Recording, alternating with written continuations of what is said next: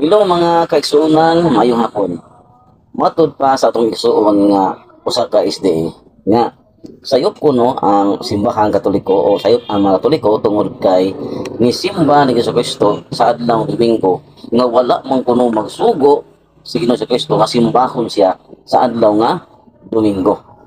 Pero mga kaigsuonan, klaro kaayo ang mabasa diha nga ang mga apostoles ni Jesucristo ni simba niya sa adlaw nga Domingo o pangkatauhan sa Galilea wa iya mga tinun-an ning simba niya kung basahon nimo na diya sa Mateo kapitulo 1 bersikulo 17 o bersikulo 9. Mao na nga ang mga apostoles ni Jesucristo nga tao sa Galilea ni simba ni Jesucristo